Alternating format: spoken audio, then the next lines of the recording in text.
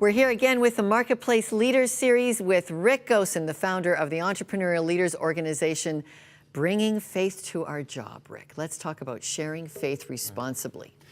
This is a huge challenge because sometimes Christians feel they're disadvantaged in the marketplace where they don't get a fair hearing. But what we find among the Christian entrepreneurs that we deal with, they have to be really careful when they're running a company to share their faith responsibly and not in a manipulative manner. So is it all open season? I remember one of the first interviews I did, I remember it was with A.A. DeFair in Winnipeg, my first entrepreneur interview, and he had on his business card, you could turn it over and it had Proverbs 3, 5, and 6. Right. And then he had chapel for his staff and the big cement sign out front that said, "To God be the glory." Right. Is it still like that in Canada? Can you do whatever you want with Christian faith in your business?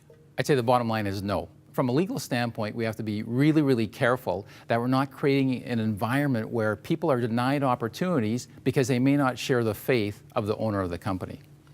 So that's a welcome mat, really, isn't it? So what are you seeing as innovative then for how people are sharing their faith when they are the owner of a company?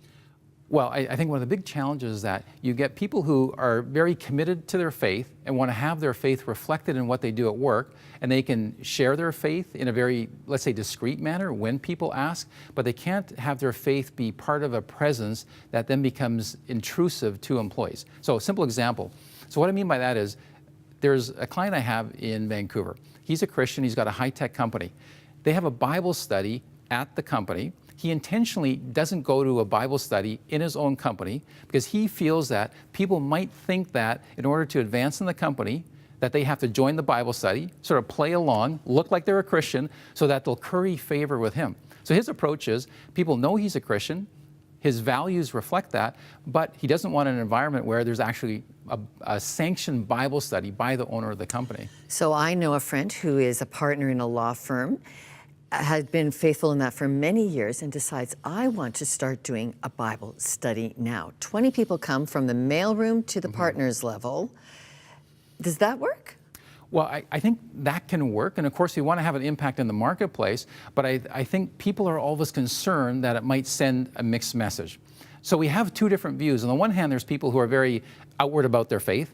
The owner of the company will run the Bible study, they'll have Bible verses, they'll have biblical slogans, they'll have Bibles. I just came from a client, he's got Bibles in his foyer.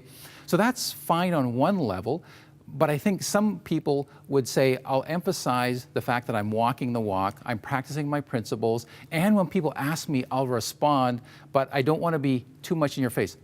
Share faith responsibly, I hear you say it. Okay, that's Rick Goossen with our Entrepreneurial Leaders Organization, bringing us leadership moments. Thank you.